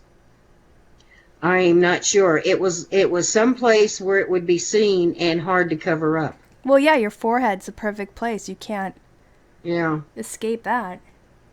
That's true. No, I'm not, and those who are listening, we're not giving ideas for people to go run with it either. We're just saying, I think that's what they were doing back then, if I remember right. Well, today the castle is mostly a private residence, but parts of it have been turned into a museum and is open to the public. Now, staff members and visitors have reported being touched, feeling someone's breath on them. They report hearing banging sounds, footsteps, and doors slamming shut. And many have seen floating white mist. Now, in the torture chamber, many people have claimed to have felt hands touch their hair and their legs. And others state that an unseen presence came very, very close to them. They couldn't see it, but they could feel it standing right there next to them. The current owner states that the room called the Room of Tony, why, I don't know, it was the quarters of the man who was responsible for all of the torture. Many, they say that they feel a very, very dark presence in this room. And one visitor claims that she even had a conversation with this entity. During EVP sessions, various voices have been recorded. It's just, just all kinds of paranormal activity. But I'm going to add a little postscript to this little report, too. Another interesting thing about this castle's history are the reports of werewolves during the 1800s. There were many deer and cattle found dead and mutilated near the castle, and several residents of the castle were accused of being werewolves, and they were either executed or imprisoned. Remember we did that show on the Beast of Javaden, and then we talked about the Beast of Bray Road and people having encounters with dogmen. We call them dogmen now because werewolves is implying that a man's turning into a wolf and then back into... And I just find that impossible. ...a person. Right, but there are people out there who are encountering dogmen, and when we're actually going to do a show. Well, actually, our last show was about dogmen. Right, our listener actually has a dogman cryptid that comes to her house. It's been for like 3 years or something, and it comes like monthly, several times. But when you're talking about the werewolf thing, I think these dogman creatures have been around for a long time, because when we were actually researching that one show we did, the Beast of Javaden, and then talking about other people having encounters all the way to this day, I was surprised how much history there really is of attacks and everything else on animals and people and stuff. Because remember they had that huge, well, no, that was wolves, I think, that attacked Paris, you know what I mean? But still, they do have a lot of this dogman that's been talked about throughout history, even as far as back before the Bible and everything. But in these areas of Austria, whatever you just said this place was, I forgot. Austria. Yeah, but Salzburg. It's outside of Salzburg, Austria. Right, but a lot of places in Europe and stuff, they do have many stories Well, there are people over there today in certain areas, like certain areas of Austria, Czechoslovakia, Romania, Mm-hmm. Transylvania. They still have legends and a belief in werewolves. Well, but they're dogmen. Well, there's people who there's this. Remember, we talked about this for on the last show. There's a YouTube page called Dogman Encounters, and there's people who are actually calling in from all over the world, sharing their terrifying experiences with these real animals. I think they're real, some type of animal, not like a man turning into animal. Really, just from everything you're hearing and from our last guest or whatever, but. I don't know. It just seems like they're around this castle. When I was kind of looking at it myself, it seems like there's just some kind of heaviness that hangs about not just the castle, but the area too, because I was reading up on this one as well. Yeah, and the thing of it is, there were literally 100 people killed here, hundreds actually, killed here that were and imprisoned that were accused of being witches. That was what went on in this castle was worse. And don't get me wrong, the Salem witch trials and executions were horrible. And it's a dark part of America's history. But what went on in this place was far, far worse.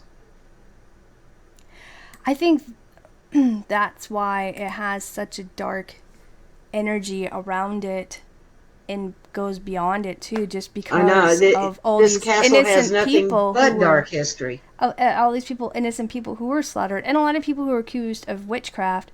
All they're doing is doing their own spiritual journey, because everybody has their own religious and spiritual background that they subscribe to, and no one really knows what is the one true way. Everybody has their own belief that they want to believe in, you know what I mean? But yeah. The things that they were doing there, and I'm sure there's a lot more that you didn't mention, from rape to everything else. Exactly. There is just, I couldn't get into all of the history of this. As far as reporting on it, because this is another one that would have taken up a lot of time. This place has such a dark history, I wouldn't go near it. I just absolutely, I have no desire whatsoever to visit this place because the history is just so dark. I didn't find any good history about this place at all. It was pain and suffering and murder and rape and torture and everything else. That's all I ever found on this place. Do you think I can understand when people why do that type of stuff, when you think people do that type of such negative things and do it for a long time, do you think that they might manifest things into being just because of the dark energy that's occurring because of these acts? I forgot what the poltergeist type of things, and maybe the energy that they were doing, they were attracting, because negative attracts negative, positive attracts positive, and since they were doing so much negative there, they might be attracting these paranormal things, cryptid things, and everything else to that area because it's like a big magnet for negativity, I think that the place is pure evil. I think there's evil on the inside of it. I think there's evil that surrounds it. And I think that there is so much evil to this place that they may never get rid of the negative energy around it. I can't understand why people would even tour through this place. But they probably don't know the entire history of it. But this is just a place, even looking at the picture, I don't like the feel that I get off the picture. I just think that anything is possible. I think that evil manifests evil, and this place is just, the history of this is just pure evil. But it's definitely got tons of paranormal activity. Did they say that they do tours here and stuff or not? I can't remember what you said. I can't remember. I think there are tours that go through this. They don't do ghost tours through it. I think it's like a daytime thing for tourists. Salzburg is a big tourist place, and of course, people who go to these places that have these castles, they want to tour the castles. Yeah, I believe that there are a lot of tours that go on through this castle, and it makes me wonder how the people that do tour through it are affected.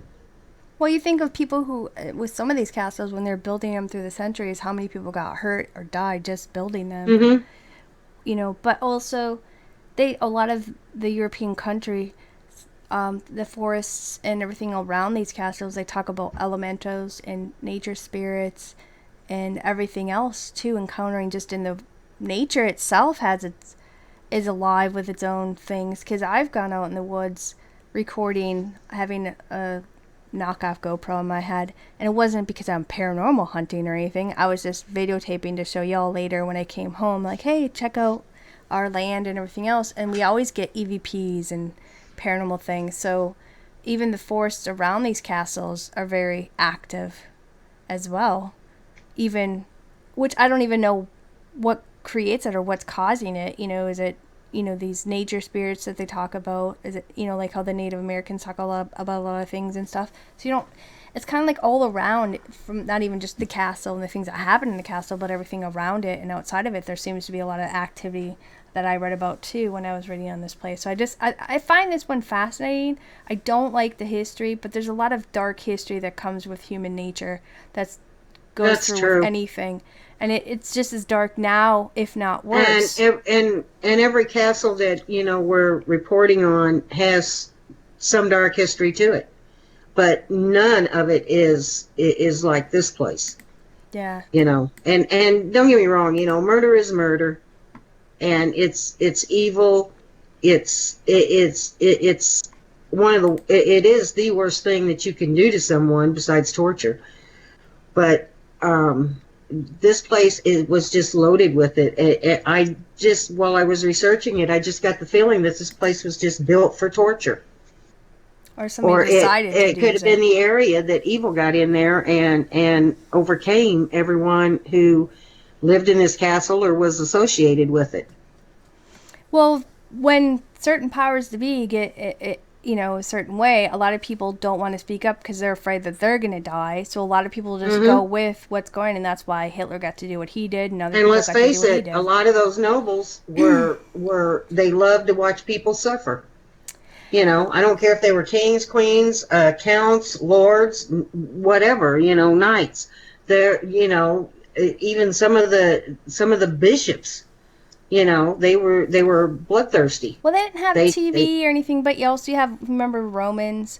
They had the dang it, I'm spacing. Well, you find it in all cultures. It's not just Europe. Yeah, it's everywhere. It's all over the world. There's not one country in the world that didn't have people like that.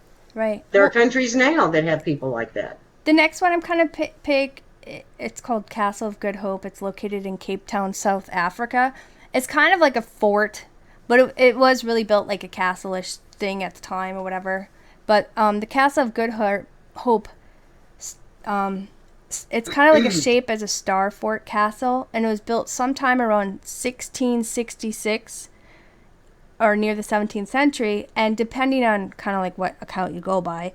But it was originally built by the Dutch East India Company, and it's said to be one of, or if not the oldest colony structure in South Africa, as well as it being the most haunted place all around there. It was said it was built kind of mainly as a place, like a station, like for the ships to kind of stop and resupply and their stocks and needs or whatever they needed, and then they traveled to and from, I believe it was the Netherlands and the Indies. Now, it was during the late 1800s that the castle prison was used during the second, I forgot the name of the war, but there was like the second war they had over there, and after that it became like this the Boer War? Yeah, and then after that it became like a national monument in 1936. Now, many think the hauntings have to do with those who were actually tortured and executed there, and many claim to have actually encountered like tons of apparitions. And of course you always hear, you got your disembodied footsteps. They heard, screams, just painful screams, like someone was suffering in certain areas. And they talk about hearing conversations in many different sections of this structure. which we're kind of used to because, they call this a castle, but they ended up using it as fort later on. But, remember a lot of the Civil War forts in prisons? They have the same similar things. Because we did a show talking, I don't remember what show that was, but we've done so many now. We've been almost 3 years doing this stuff. But, they talk about these painful screams and how, someone's just moaning or they're starving to death or being tortured, and they hear all these different conversations. They say in different sections, lights are turning on and off within the dungeon and the prison cell areas. They actually see like this weird floating upper torso of a body, but it has like no legs ever. So it's just kind of like half of a body just strolling apart about the whole castle fort structure.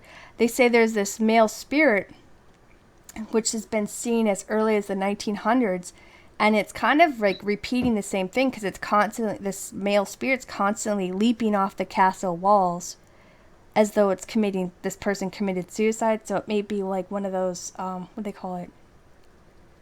Residual haunting type of thing, because they keep seeing him committing his death over and over again. They say at one point there was this distraught soldier where he hung himself in the bell tower like over 100 years ago. And he's often said to still kind of make his presence known on the ground. Or because the bell tower is kind of closed up and sealed up, but they'll still kind of hear the bell go off, and they think that he's doing that because he hung himself up there. They talk of a spirit of a female who's been seen during the ceremonies or parties they have there, where she's wearing this gown, and many think that this female apparition is that of Lady Anne Bernard, who actually resided within this castle in 1797 for several years while her husband kind of worked there for the colony. Well, claims of like also this, it's kind of like this blackish hellhound is said to come out from nowhere, and it rushes or jumps on visitors and then quickly vanishes again. What was that dog they talk about in Europe that roams the marsh and stuff? What do they call? Is it the hellhound, or do they have a specific name for this big black dog? I think it's referred to as a hellhound, but I think there's a specific name for it, but it's on the tip of my tongue and I can't think what it is. They claim that this thing just appears. I can't imagine walking along there and this dog runs and jumps on me, and then it's a beast. Just disappears. It's a beast of sorts where it just comes out of nowhere and jumps at you, and of course you fall down because you're like, holy blank, you know what I mean? And then it vanishes, and that happens a lot.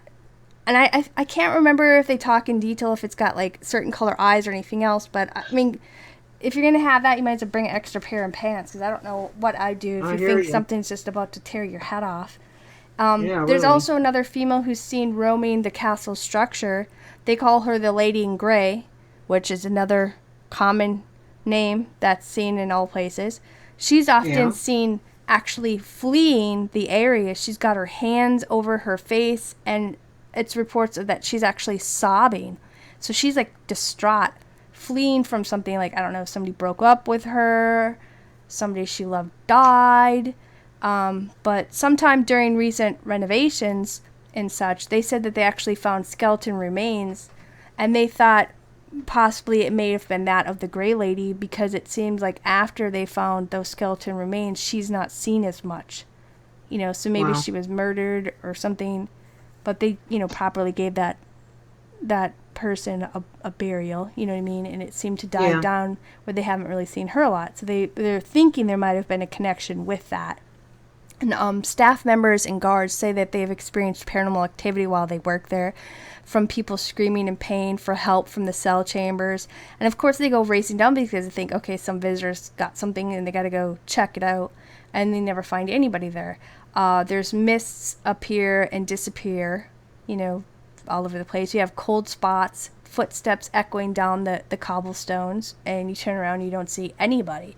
So this place has like a plethora of many things where people are seeing full body apparitions to half body apparitions that are headless and legless, to a man committing suicide over and over and over again, to people whispering and having faint conversations, and every time you try to go to find where it's coming from, it's like, you know how you just got that small radio sound but you can never tune it up or just hear it 100%. He can hear it. I know, you can never get it on the station, so it comes in louder. Yeah, but there's just so much going on in this place, and they claim that, you know, it is the oldest structure but also the most haunted in the whole area of this Cape Town in South Africa. And I just thought, like we said, we're going to put the links on in the YouTube description later on in podcast when I change it after the show, where you guys can go and check out each of these castles and look throughout a virtual tour of it. But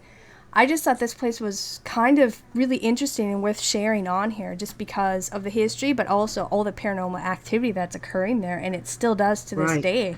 And the black dog appearing out of nowhere, a beast of sorts, and then charging you, and you're just like, holy crap, I'm about to be devoured, and then it vanishes after it pounces on you. Talk about having a heart attack, you know? I know. Why anybody with a weak go ahead and do the next one. This next one is going to run us over a little bit. It's Belcourt Castle, and it's in Rhode Island. And yes, people, America does have castles. This 10-bedroom, 11-bathroom, 50-room castle sits near Newport, Rhode Island. Now, what actually makes this castle unique is the fact that it is not so much haunted by the previous owners, but by the items that were brought into the castle. Now, Newport, Rhode Island is one of the oldest settlements in America, and this seaside community was established in 1690, and in the earliest 20th century, it became a summer playground for some of America's wealthiest families. And actually, many of the elaborate homes in this community are considered to be haunted, but the most haunted is Belcourt Castle. Now, this home has an extensive history, but if I go through it all, we're just going to be here all night, or at least half of it. So I left out a lot of things in this report. In 1890, 33-year-old unmarried But you're going to best try to summarize as much as you can into it. I tried my best to summarize this as much as possible. In 1890, 33-year-old unmarried Oliver H.P. Belcourt inherited $60 million. That was a huge sum of money during this time, and he was considered at the time one of the wealthiest men in America. In 1894, he hired an architect named Richard Morris to design and build this home. Now, he only lived in it 6 to 8 weeks out of the year. He married socialite Alva Vanderbilt in 1896, and he died in 1908. So Alva became bored and traveled extensively, and the castle fell into disrepair. It was sold in 1940 to a man who planned to turn it into a car museum, but that never happened. And the next owner bought it because of the grounds, you know, because it had a lot of ground to it. And they could envision up to 10,000 people there because they held regular jazz festivals. I'm getting to where I can't talk now. But they did nothing to repair this house, so it continued to deteriorate. So in 1956, the Tenney family bought the property, and they owned it for the next 56 years. Now, they restored the castle to its former glory, and they filled it with their extensive collection of antiques and reproductions. Attachments to some of these objects seem to be the real cause of the hauntings. Now, according to Harley Tenney, who is a woman, and was married to Tenney's son, and she's also the last survivor of the Tenney family. Now, according to her, she saw the ghost of a monk dressed in brown. Now, she stated that she feels that this particular haunting originated from a carved statue of a monk that was brought into this place. And no matter what room the statue was put in, the monk appeared only in that room. Finally, the Tenneys put this statue in the chapel, And Harley felt that this made the monk happy because he just stopped appearing. One night in the late 1990s, Harley was headed to the kitchen, Make and himself she a know, sandwich, or make herself yeah, she's going to make herself a sandwich. And she noticed the stained glass lights were on in the Gothic ballroom. So, excuse me, she walked over and she turned them off. Now, after doing this, she said she heard this blood-curdling scream behind her. So she turned toward the kitchen, and the lights turned back on right in front of her, and she heard a second, even louder scream. Personally, I would have ran. You can't. Well, so it screamed because it was afraid to be in the dark, I guess. It's in the middle of prayer or whatever. It'd be like, no. Well, what it was, there was a piano tuner that was working in the castle, and he also heard these screams.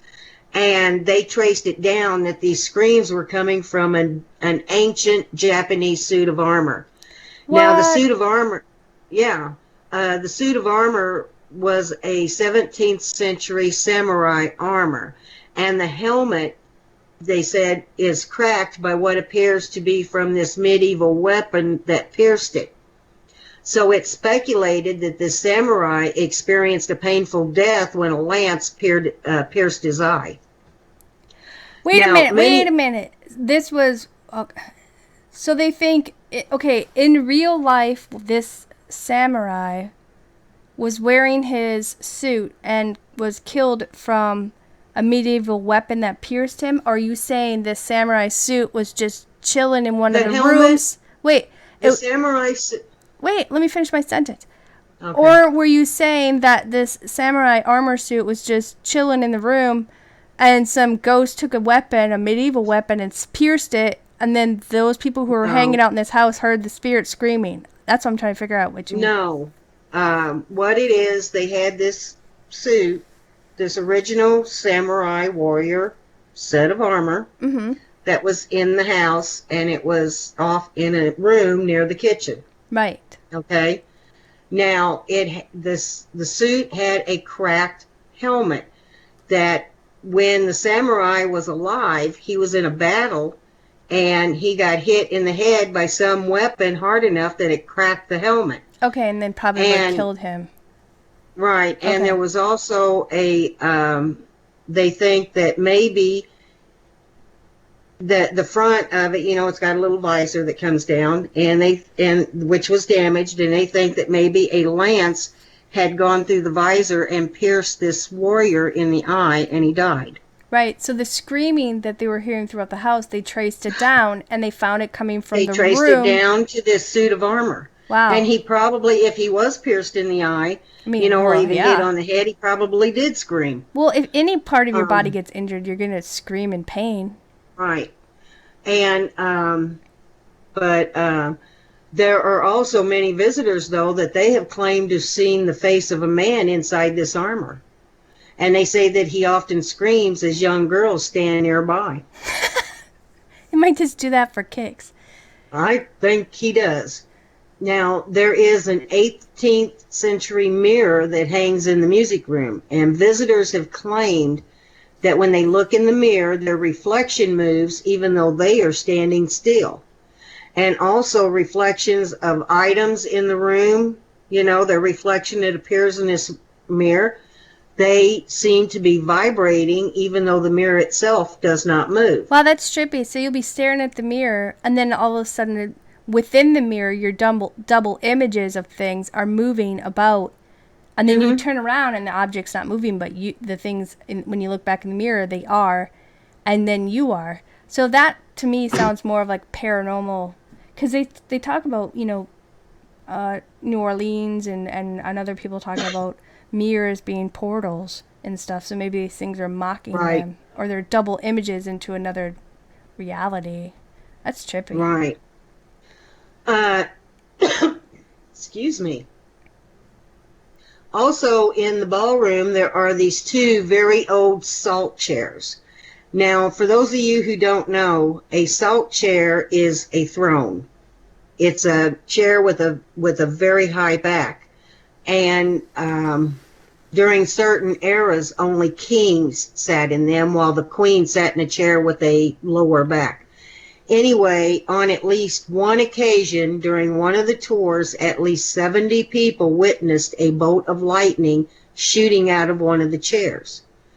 And many visitors claim that when they place their hand on the chairs, they get an uneasy feeling and the sensation of a jolt of electricity. I wonder if they meant like they saw like one of those lightning balls or something. That's interesting. I have no idea. Others have claimed that when they sat in the chairs, they immediately felt cold and were overwhelmed with a feeling of nausea. And some have even claimed that they sat down in the chair and it felt like somebody was already sitting in the chair.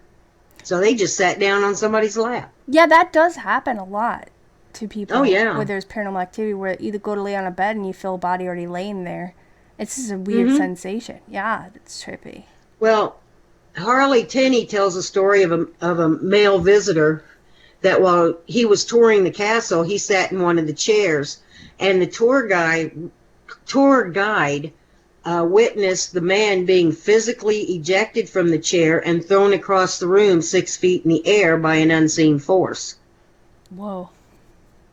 And these are just a few of the reported hauntings that take place in Belcourt Castle. It's believed that there are over 100 items in the castle that have attachments. Didn't you say that they see like a man going from room to room too, wandering?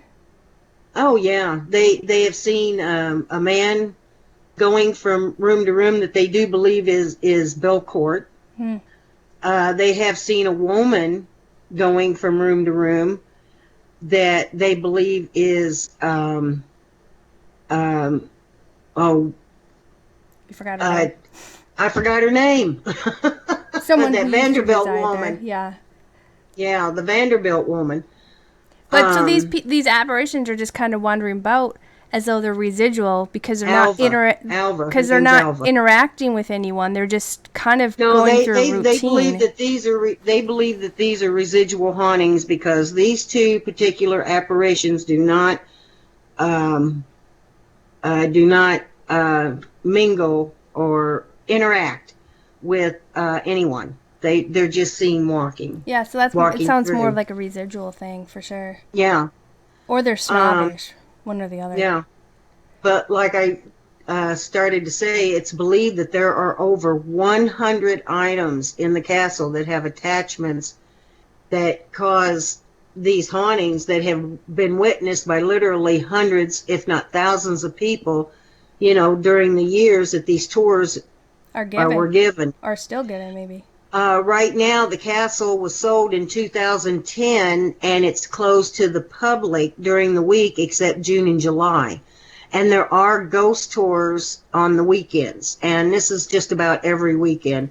So you can go to their website to check for dates and prices. Prices. Hey, they give out prizes. Let's go. That's awesome. No, dates and prices. Prices. Yeah, see, I got you saying it.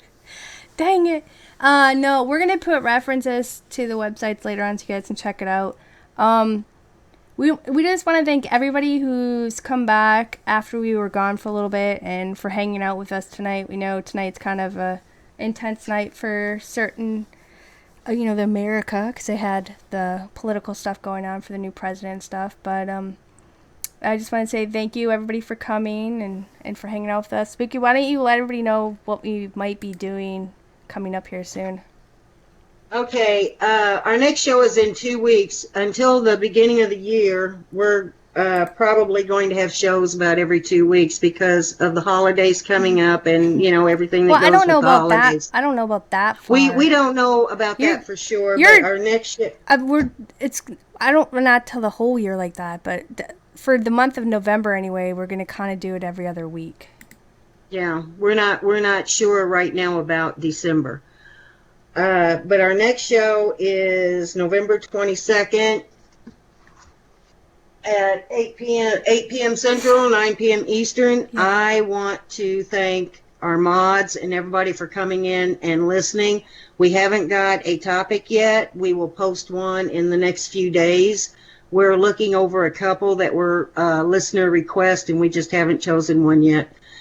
And thank you for coming. Please subscribe to us, give us a like, and please share us with the others on any social media that you may be a part of. And thank you, everyone, for coming in. And I want to especially thank our mods and Raven for a good show.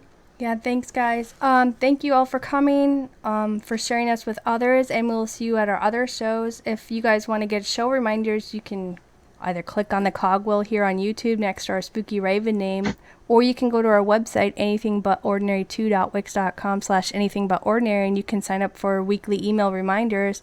Or you can also contact us there if you want to make show suggestions or just kind of talk to us. Or if you guys have even your own paranormal experiences and want to come on and share it, because we do shows where we have guests come on and share their encounters and everything else. Thank you, Yes, we Spooky, do. and thank you, guys, and we will see you November 22nd. And everybody have a great night.